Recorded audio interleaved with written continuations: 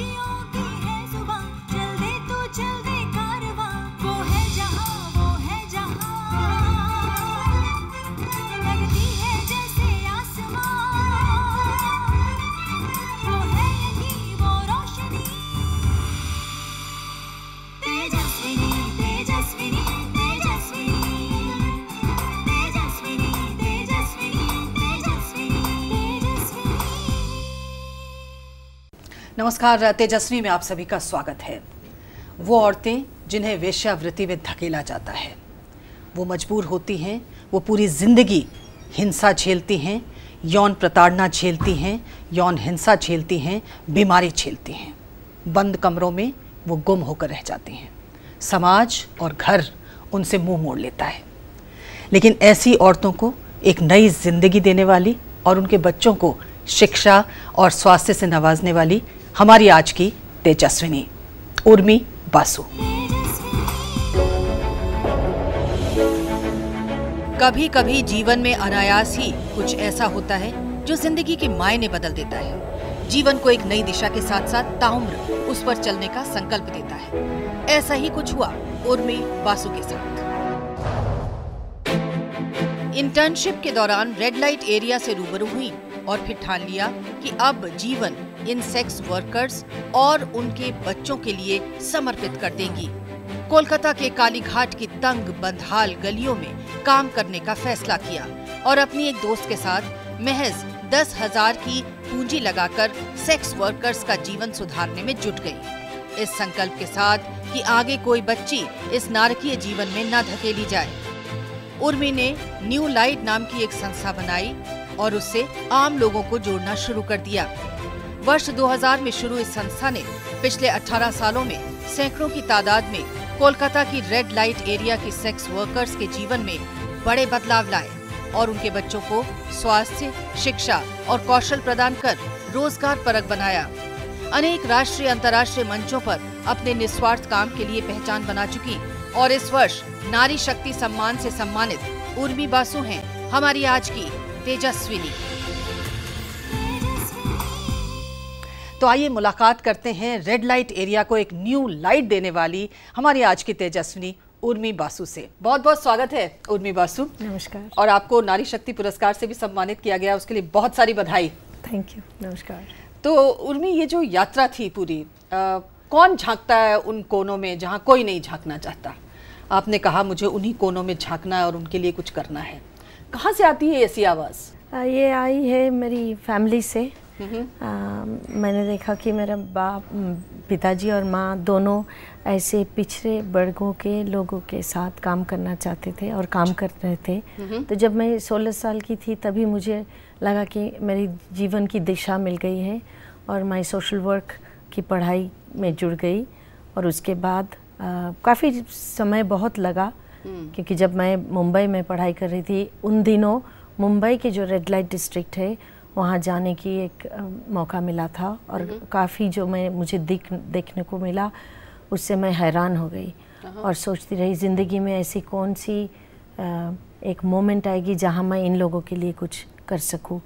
उसके लिए काफ़ी इंतज़ार करना पड़ा और 2000 में मैं कलकत्ता के कालीघाट एरिया में काम शुरू किया।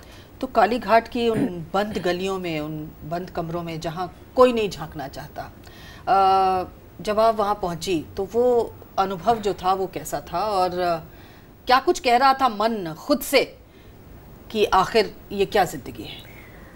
मैं सोचने लगी कि ये कैसे हो सकता, मैं इसी शहर में पैदा हुई और यहीं पर पढ़ाई किया, रह रहे हैं और इस समाज के बारे में मुझे कुछ नहीं जानकारी है, कोई जानकारी नहीं। छोटे छोटे बच्चों को मैंने देखा कि वहाँ लोगों के बिस्तर के नीचे छुपते हुए, कोई खाना नहीं, कोई कपड़ा नहीं, कोई सिक्योरिटी नहीं, कोई पढ़ाई करने का कोई चारा नहीं और बहुत ही मतलब स्वास्थ्य की कोई बात ही नहीं चलती उस तरह उस टाइम पे वहीं पर। तो मैंने से सोचा कि कैसे क्या किया जाएगा और मैं हैरान हो गई कि यही सोचते इसको आगे कैसे बढ़ाया जाए। और बार बार मैं वहाँ पर वापस जाती रही, उन लोगों से बातें करती रही, क्योंकि मैं तो आफ्टर ऑल एक आउटसाइडर थी, बाहरी लोगों। तो वो पहुंचने के बाद मैंने उन लोगों से बात किया और ऐसे उनसे जानकारी लिया कि क्या चीज़ चाहिए। और हर एक माँ ने बोला हम ये नहीं चाहते कि हमारे बच्चे इस ज़िंदगी में आए। सो वही मैं भी एक माँ थी, तो मुझे लगा कि यही है एक पहली स्टेप की एक जगह है। तो हम लोगों ने वहाँ पर एक इवनिंग क्रैश 5 बजे से रात को 9 बजे तक, जबकि औरतें सभी काम में व्यस्त रहते, उसी टाइम को लेकर हमने अपना प्रोजेक्ट किया। लेकिन एक बात बताइए कि जब आप ये काम करने की सोच रही थी, आपने कहा आप खुद एक माँ थी, तो कभी क्या घर वालों की तरफ से कोई विरोध नहीं हुआ कि भाई आप कौन से एरियाज़ में जा रहे हो, वहाँ तो कोई जाता नहीं है, वहाँ तो देखना भी मत, वहाँ जाना खतरे से खाली नहीं है? क्या इस तरह की चीज़ें सुनने को नहीं मिली? घर वालों ने कहीं रोक नहीं लगाई? और उसके लिए मुझे काफ़ी बड़ा डिसीजन लेना ज़रूरी हो गया कि मैं मेरे मैरिड लाइफ से बाहर निकल पड़ी। ओहो, was it a very tough decision? It was tough, but it was the only decision that was relevant at that point. So I felt lot of people can remain घर और संसार को लेकर, लेकिन मैंने सोचा कि मेरी कॉलिंग आई है और मुझे ये काम करना बहुत ज़रूरी था। इसलिए मैं दूसरे को कहीं ये नहीं करती हूँ कि it is not that I blame anybody, और ये मेरी अपनी एक चॉइस है।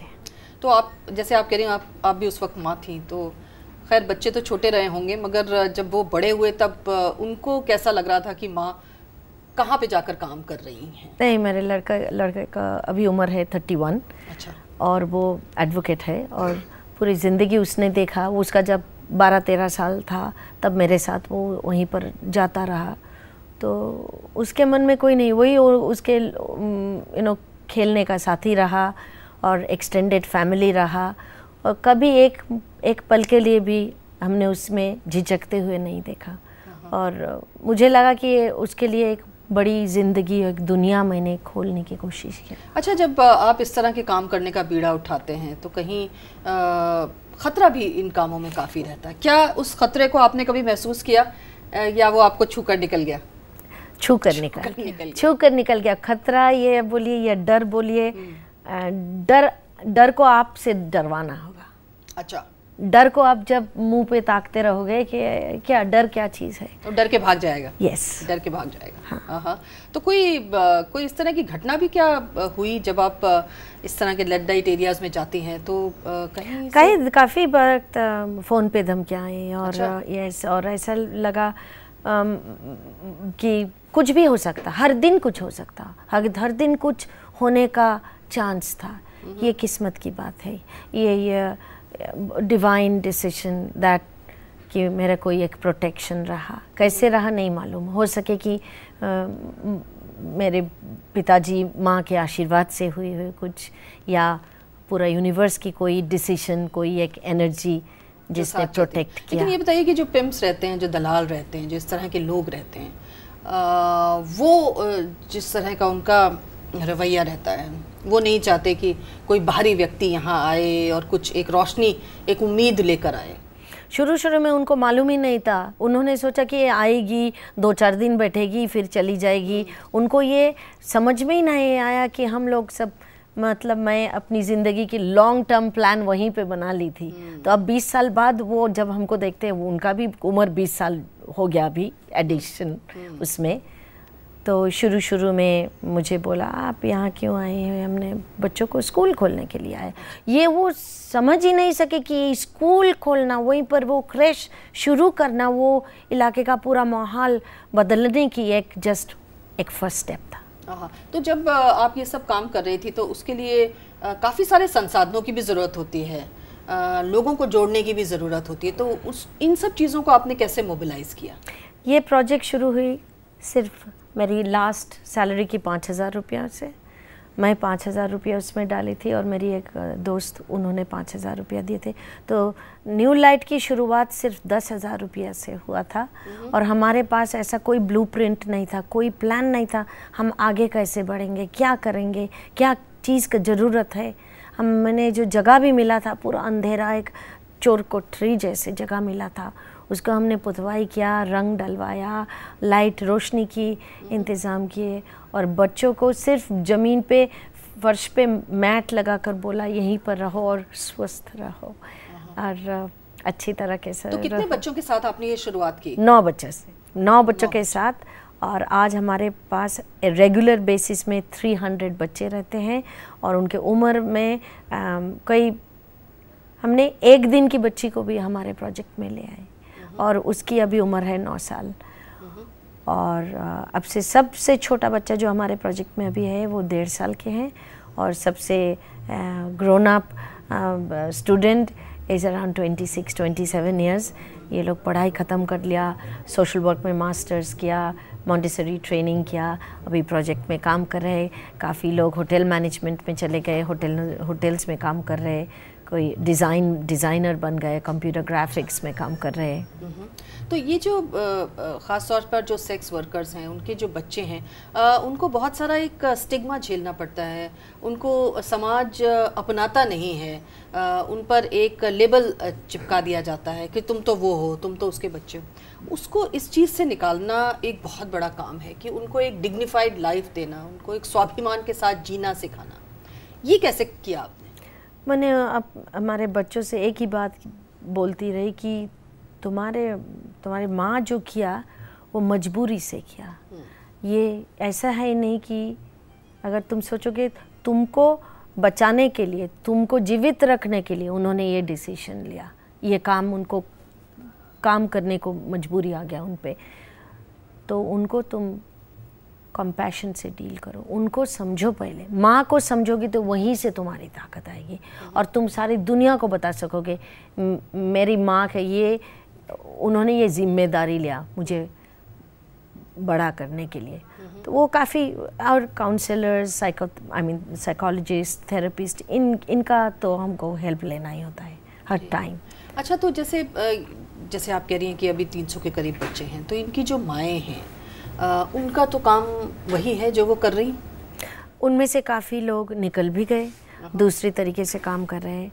और हमने माइक्रो क्रेडिट लेंडिंग में दिया, तो छोटे स्मॉल अमाउंट्स ऑफ मनी, तो वो लेके वो फूल की बिज़नेस, रेडीमेड गारमेंट्स की बिज़नेस, कोई खाना का रेडी लगाना, और कोई हमारे पास एक सैनिटरी मैन्युफैक्चरिंग, टॉवल मैन्युफैक्चरिंग की यूनिट है, वहाँ पर काम कर रहे हैं।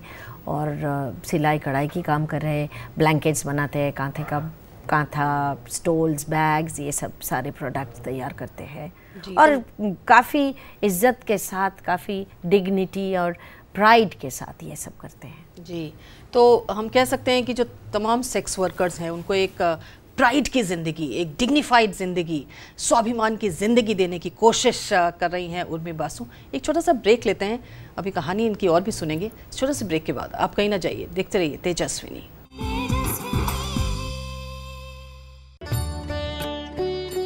महात्मा के मंत्र।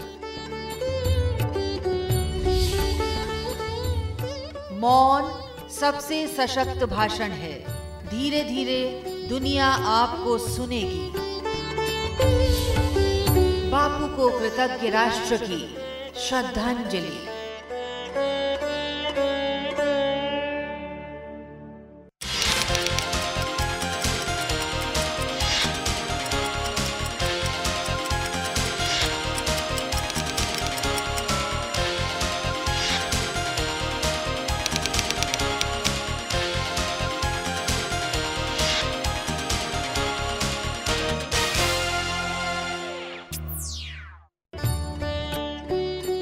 महात्मा के मंत्र।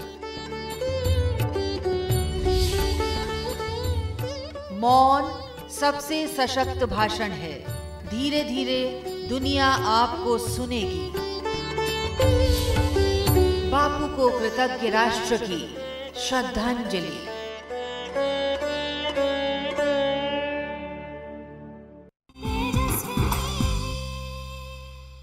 एक बार फिर से आपका स्वागत है। आप देख रहे हैं तेजस्विनी। आज हमारे साथ सामाजिक कार्यकर्ता उर्मी बासु हैं, जो कि सेक्स वर्कर्स और उनके बच्चों के साथ काम करती हैं।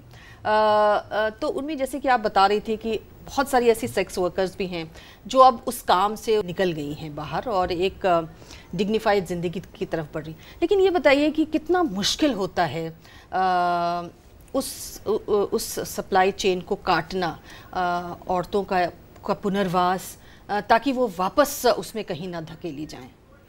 सबसे बड़ी बात यह है कि समाज इन लोगों को कैसे एक्सेप्ट करे। काफ़ी लोग मुझसे पूछते हैं ये घर में जाके मेड्स के काम क्यों नहीं कर सकते। हाँ। इनकी पूरी ज़िंदगी, हमारी जो ज़िंदगी की स्टाइल है या आवर्स है, उससे एकदम टोटली ऑन द रिवर्स। तो इनका काम शुरू होता है शाम को 4 बजे और पूरी रात ये काम करते रहती है, पूरे सुबह ये लोग सोती रहती है। ऐसा कौन फैमिली होगा जो बोलेंगे कि हाँ हमारे यहाँ 6 बजे काम पे आने से भी होगा। तो उसके लिए काफ़ी टाइम की ज़रूरत होती है। इनके लाइफ्स इतना इनसिक्योर रहते हैं कि घर के लिए भी जो काम करना होता ये करने का, सीखने का कोई मौका ही नहीं मिलता। तो कोई भी ऑर्गेनाइजेशन जो सेक्स वर्कर्स के साथ काम करते हैं, उनको पुनर्वासन के लिए या ट्रेनिंग के लिए उनको काफ़ी धीरज के साथ और deep planning and strategising, that's very important. अच्छा, कोई आपके साथ में ऐसा भी वाकया हुआ जिसमें कोई औरत उस काम से निकलना चाहती हो लेकिन निकल ना पाई हो? हाँ, काफ़ी हुए हैं, काफ़ी हुए। पिंप के कारण से हुआ, उनके घर वालों के कारण से हुआ, क्योंकि उनका घर वालों का डिमांड इतना ज़्यादा रहता है। अच्छा। कि और सोचते हैं कि ये तो कर सकती है अभी, क्यों नहीं देगी। अगर देखिए सेक्स वर्क में जितना पैसा मिलता है उसी का पैरेलल इनकम दूसरे कोई सोर्स से आने के लिए उसका परिश्रम उसमें बहुत ज़्यादा है, काम बहुत ज़्यादा है, ट्रेनिंग के लिए टाइम चाहिए। उन लोगों को टाइम कौन देता है? अगर आज वो काम नहीं करती तो कल उसकी रूम रेंट कौन देगा, खाना वो कैसे परचेज करेगी, या बच्चों को कैसे खिलाएगी। यही बहुत सारी चीज़ें, बहुत सारे एस्पेक्ट्स है जिसको एक साथ अटेंड करके फिर एक एक करके आप निकाल सकते हैं। लेकिन हम देखते हैं जिस तरह से आप कालीघाट की बात कर रहे हैं या दिल्ली के जीबी रोड की हम बात करें, इतनी चलती हुई सड़क है, इतना हार्डवेयर का बाज़ार है, लेकिन वहीं ऊपर जो है हज़ारों लड़कियां जो है इस तरह की अभिशप्त ज़िंदगी जीने को मजबूर की जा रही है। ये क्या विरोधाभास है समाज का? मतलब इसको लोग बरसों बरस से समझ रहे हैं, उनकी समझ में नहीं आया, लेकिन ये क्या है? आपने इसको किस तरह से समझा है?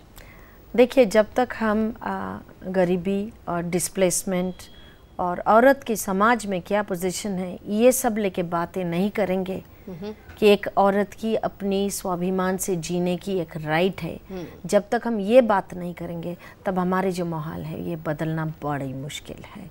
कस्टमर्स देखिए मेन, तो कस्टमर्स चेन अगर हम नहीं बंद करें, जिस चीज़ की वही चीज़ बिकती है जिसकी डिमांड हो, तो डिमांड एंड पे अगर हम काम नहीं करें, ये हम उनको नहीं समझाए कि जब आप जाते हो और आप पैसों से सेक्स खरीदते हो, इसमें कुछ घिनौनी एटीट्यूड है।